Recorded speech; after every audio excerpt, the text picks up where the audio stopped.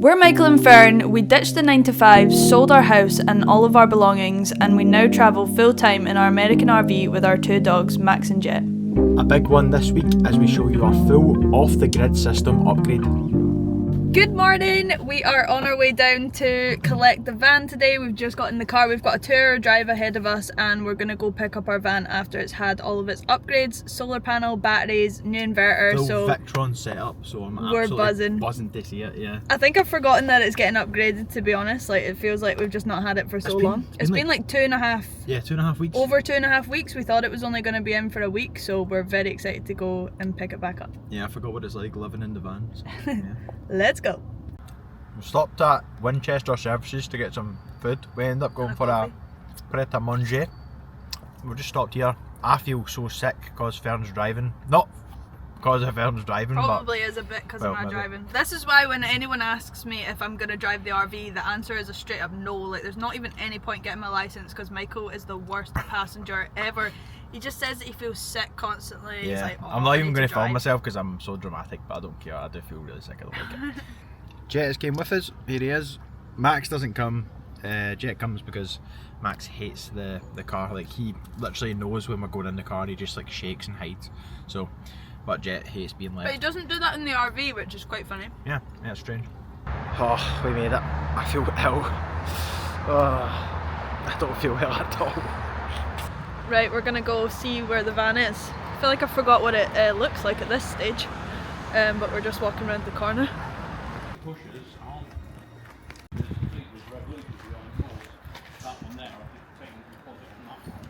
So that should be all good.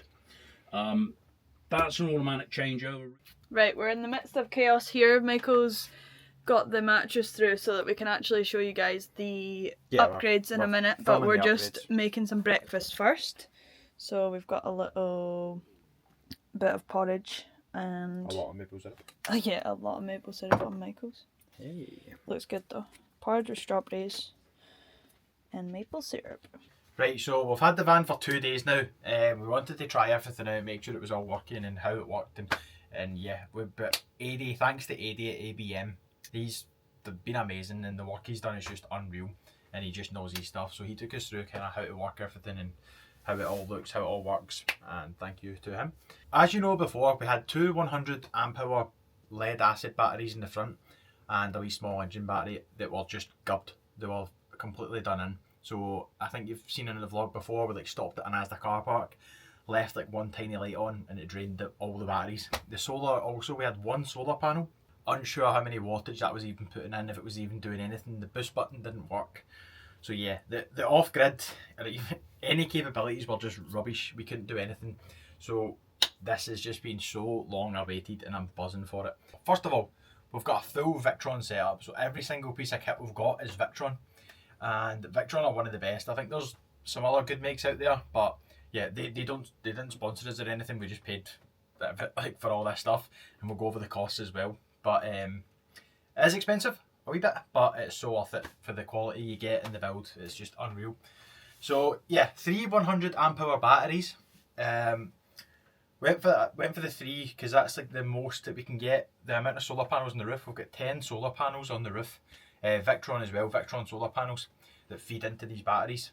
That was the kind of most we can get. So they're fed through the smart controller, the MPPT it's called. And basically that just takes the power for the solar, converts it and puts it into the battery, so they're charging up. From there on, we've got the MultiPlus inverter. So the MultiPlus 2, Victron MultiPlus 2 inverter. That's basically taking the energy from the batteries, converting it into 240 volts for all of our sockets and things like that. And we can control this all from our little touchscreen that I'll go over shortly with you. So the inverter's 3000 watts, the MultiPlus 2. So we also got a new transformer. We needed, basically the aircon didn't work before. The two aircons weren't, well, the first one, the one at the front worked, the one at the back didn't. And AD explained that to me, and we're not that technical, so I still don't really know. But it was something to do with the transformer, couldn't transform the 110 volt energy enough to basically power the both of them even when it was plugged in. So then we've got this thing called the Cerbo. Now the Cerbo is, from what I understand, like the computer. So it's the computer that talks to all the components and sends it to the touchscreen or your iPhone as well. So it comes with an app where you can see all your bits of equipment. You can actually go into the settings and change everything. So it's all smart, it's all Bluetooth, and as I say, it links up to this touchpad that we'll go over just shortly. So we've also got a wee thing underneath that allows the allows the batteries to charge up while we're driving as well. Yeah, so it's not just only the DC to DC. DC to DC, yeah. So not only have we got the solar putting the energy in, we've also, when you're driving, it charges it up, and the generator's now wired up that's charging it as well. So see if you do kind of drop below 40-30% or something, you just kick the Jenny in, and the Jenny then charges all your batteries up within roughly an hour, and yeah, you're good to go. So this little touchpad here is where we control everything from, and the Cerbo talks to this and links everything up. So AD put a GUI mod on this, which you can actually see, or you can tap through each tile and see everything that it's kind of saying. So, you know, the state of the charge, it's discharging, how long it's got left, and it just makes it easy to, you know, turn it off or on the inverter. So you can, as I say, you can control everything from here. If I want to turn it off at night time, if I'm not using it, just turn it off there. The current limit input, so if you've got like a Jenny or mains coming in, you can limit the amps so that it doesn't go over that, it doesn't trip anything. And finally, it tells you like what I'm using. So right now I've got like the Starlink plugged in and a couple of chargers, so it tells me that I'm, you know, using 78 watts. You can see the power coming from the battery up to the inverter into the AC, and then you would see how much solar we're getting, but it's night time, so we're getting nothing. And yeah, we don't really need it because it's at 98%. So when we parked up last night, we were watching TV, we had like things charging. It was a rubbish day. There was like the sun's not came out in 3 days since we've actually had this, or like 2 days. The sun's not been out once. So this morning I think we were down to, we had the heating on, the fans blowing. I think it was at 79% or 80%, which is unreal considering the amount that we used and what we were doing. We're just kind of testing it. So yeah, it was at 79% this morning, the last time I looked at it. And I've just checked, the sun's not even came out, so it's a cloudy, overcast day. It's just bright. It's like 11 o'clock in the day, and I've just checked and it's back up to 100, like 100% battery. And it's, the solar's only feeding in 118 watts. I think it can go up to like 1500. But yeah, 100% already. Like, I don't know why I thought, I think in my head I thought that we were still going to have to be really careful and it would drain really fast, and it would, you know, we would need to watch it. But yeah, this is unreal. Such a buzz. I thought I would just pick up the camera because we're trying to find a park up and it's proving difficult in England, so I thought I would just show the reality of what we're up to. So we've just been out for lunch, meeting some friends and clients of ours, and then now we're sort of still around the London area, like just on the outskirts of London. So we're at Guildford, I think it is just now. We've just driven to this park up that we found on Park for Night, and it was like a, what is it, like a country park or something? Aye. And oh, it's a bit potholy, as you might be able to hear. And basically the car park that we originally intended to come to is like closed off. They're obviously doing maintenance on the building that's around it. But on the way in, we saw this other car park that actually looks perfect. So we've just made a little turn round and we're making our way back to there. But it's proven, we've obviously got the full off-grid setup now and we're able to just park in any location, but it's proven a lot more difficult to like find places, especially with, like, everyone said that we'd find it difficult getting into campsites. We find it a lot easier going to campsites than just going off-road places, so far anyway, because obviously we're such a large vehicle that you don't really blend in wherever you go, so we want to be in a place where we're not being like offensive to people that live there or like parking anywhere that we shouldn't, and we prefer being like in nature bits. So we've just found this kind of park up. We're just driving back to it now along the road, and we'll show you when we get there. It's a bit dark though, so not sure how much you'll be able to see. That's another annoying thing about driving when it's dark. It's like, it's hard in a vehicle this size because you can't really see your surroundings. It's a wee bit annoying. Yeah, and right now in the UK it's getting dark at like about 5:30. So it's proven quite difficult. You have to get to the park up like if you're in the in middle the of nowhere, afternoon. there's no lights as well. Yeah, so we're very much now just wanting to get over to Europe, so that, because if you zoom into Park for Night, in France and you just press search here, like so many like free park ups come up, whereas if you zoom in here it's like there's hardly any. And then often if you do go to them, they're full of potholes, they're like not suitable for our type of vehicle, they've got a height barrier, you name it. But this one looks pretty good, so fingers crossed we'll be all good to stay here. Oh, excuse me, just for tonight. So that's the plan. I'll show you when we get there. Okay, I've just got out the car the van, to try guide Michael into some sort of spot. It's actually a really big car park, doesn't have any signs, no height restrictions, lovely nice trees and like nice surroundings, so looks good. Looks really cool actually in the dark. I've not really seen it with all the lights on.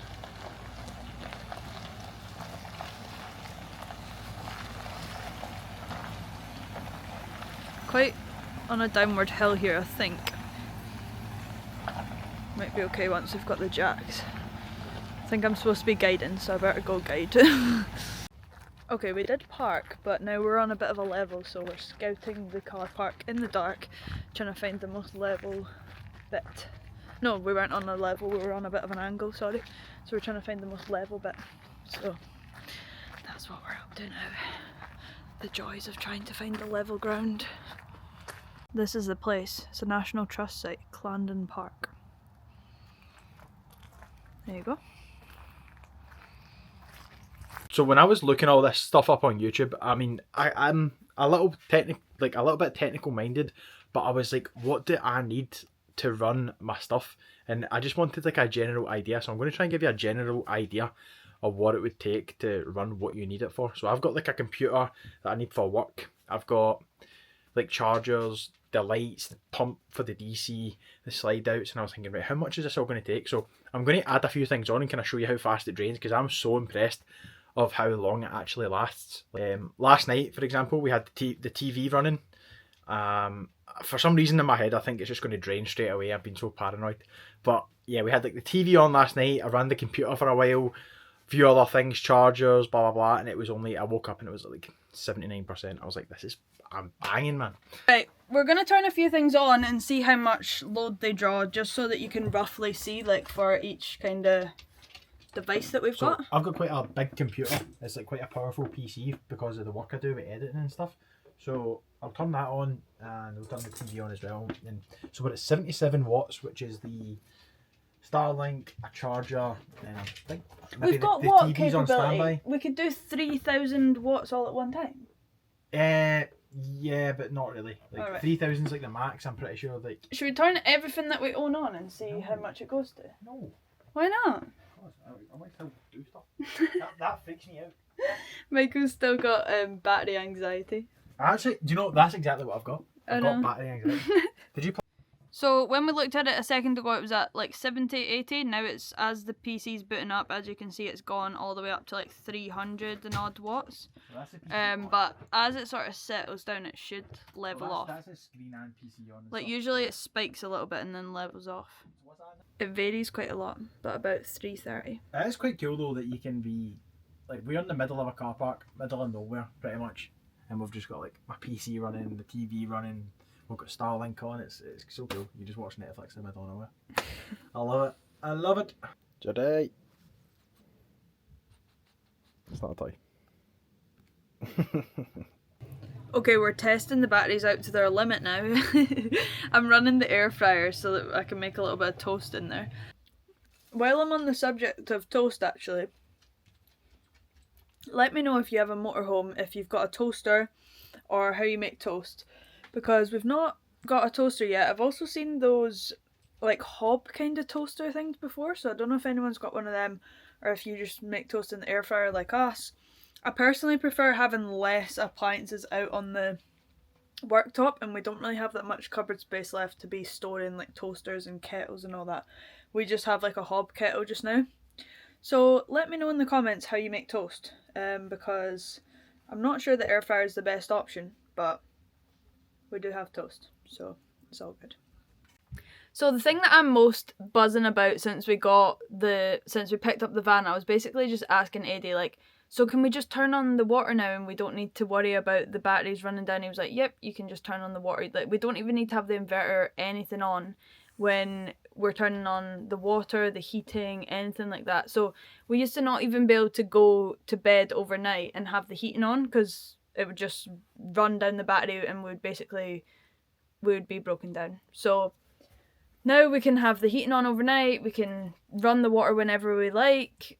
And there's basically, the only thing that we can't do is the oven, because it's an American style oven, it's still on like 110 volt. so we can't run the oven without running the generator. So that's literally basically the only thing that we can't do, isn't it? Everything else we can just turn straight on, and as long as we've got charge, so we're jamming. Right, we've just came into B&Q because there's a few things that we need to get, and as I'm in here walking around I'm just thinking about more things that we need. So we need to reseal the shower after that big leak. We've still never properly resealed it because we've just not been using it. So we've got silicone for that, and then we also need, from where we put the new carpet down, we need like one of the, what do you call them? What do you call it? Threshold kind of thing. Is that what it's called? I'm sure they're called a threshold.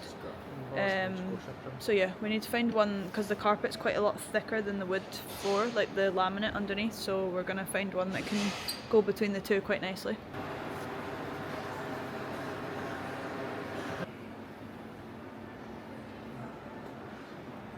Everybody's been telling us to get a Karcher as well, and we've just walked past the full Karcher stand, so that's going straight in the basket.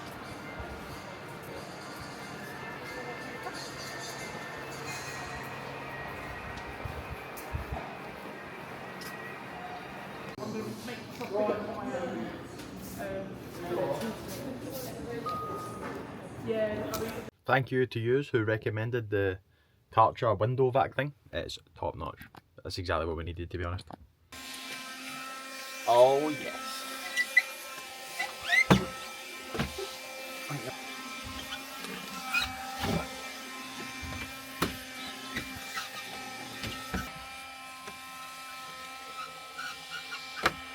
We need to clean the windows. We could clean. You could probably clean them on the outside with that now. Good morning. We've just came out on a wee dog walk. Sunday morning, so lovely. It's like, I don't mind if it's cold as long as it's not raining. So like today's like perfect. It's just like clear blue skies, fresh, so lovely. And I thought, cause we didn't show you the park up last night when it was dark, it's better to show you today. And we were just checking to see if there was like no overnight parking signs that we had missed when we came in the dark yesterday, but doesn't seem to be anything. It's just like a free car park. So this is, let me turn it around. There's like this little, I don't know if it's usually like a coffee shop visitor centre kind of bit, and then we're just in the car park here, but it's like a massive car park with no one in it.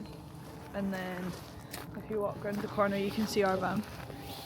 And then also when we woke up this morning we saw that there's, I don't know if we could obviously use it, but there's like water and electric hookup there. I think the electric hookup has already been used, but the water you could definitely plug in a hose there if you needed water. So yeah, pretty ideal. This is the first day of actual sunshine as well, so I'm buzzing to see what we get on the solar panels. So I'm just waiting on the sun hitting the van. As you can see here, it's nearly up. We're nearly. I think it's a really clear sunny day as well, so I think this is a really good day for making solar power. We're at 60% or something, so we're fine, but yeah, it's exciting. My only complaint with this place is that the bit that we parked is like really on a slant, so the bedroom's obviously like slanted down, so during the night I just felt like I kept like, you know, I wasn't rolling down, but I just felt like I kept going to one side, like almost hitting into Michael. So if we come back and stay here again, I think we'd try find a more level bit, but other than that, if we need to hang around this area then we might come back here. We're booked on to go to a campsite tonight for the next 2 nights because we're going into London, so we just would rather, if we're leaving the dogs in the van, that we're in a campsite. So that's the plan. We're gonna get ready, have breakfast, head there this morning I think, and see if we can check in early because it's out of season, so hopefully there'll be spaces. Okay, we're on the road again now. We're heading to Sainsbury's to do a food shop, and then we're going to a campsite for the next 2 nights. So we're just got everything packed up, had breakfast, and we're back on the road.